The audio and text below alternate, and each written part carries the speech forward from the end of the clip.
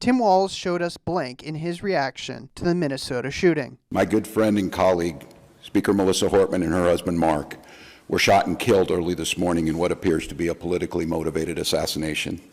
Ooh. Why he's not vice president today. That's good. Yeah, expand, please. So these Minnesota shootings, it was this deranged maniac who apparently was wearing one of those like skin suit masks, showing up to 2 different houses in Minnesota, both homes where Minnesota State Democratic lawmakers lived. He was pretending to be police and shot multiple of them, killing one. Even though the guy was finally arrested, I believe Sunday night after, almost a 48-hour manhunt, we still don't know a bunch. We don't know. Early reports came out that, he must be a liberal because he was appointed by Governor Walz to some state board. But then he has a roommate that's saying, he was very anti-abortion. So the point is we still don't know a lot. And the police haven't said much about his motivation. Was it political? Was it personal? Tim Walz decides to jump the gun within hours of this shooting happening, saying it's politically motivated, which makes everyone online scramble for whatever breadcrumbs they can find, which is probably the worst response you can have to a shooting like this. It should be, violence, unprovoked violence is always bad and terrible.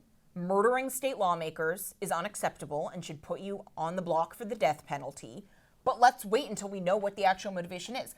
If, by definition, if you assassinate someone for political reasons, you are a crazy lunatic. Like, I don't buy into That's the Oxford's dictionary definition right there. Yes, like Luigi Mangione is a nut job, right? The guy who tried to assassinate Trump is a nut job. The Minnesota shooter, obviously a nut job. But what is the ideological, if there is, pretext behind it? We still don't know. So why jump and say it was political without giving any further guidance? I think what Tim Walz's response showed us is that he's running for president.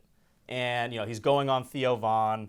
He is, trying to boost his brand up and separate himself from Harris.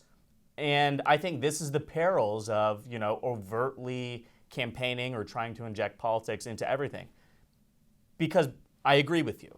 Jumping out early and saying, this is definitely political, when we literally don't know yet, is dangerous. And it can incite violence on the other side. Because, again, you're not talking about rational people here, right? No. This person is obviously imbalanced. And I think an important point, which just to underline what you're saying, is this commission that Walz appointed the shooter to serve on, he served on with one of the lawmakers who he shot, the woman who he killed. So is it personal beef? We have no idea. Know. Yeah, exactly. And I think it's disappointing to see Tim Walz, who I really do think was a big problem with Democrats' overall strategy in 2024, illustrate that he hasn't really learned any lessons from that massive, massive goose egg they put up.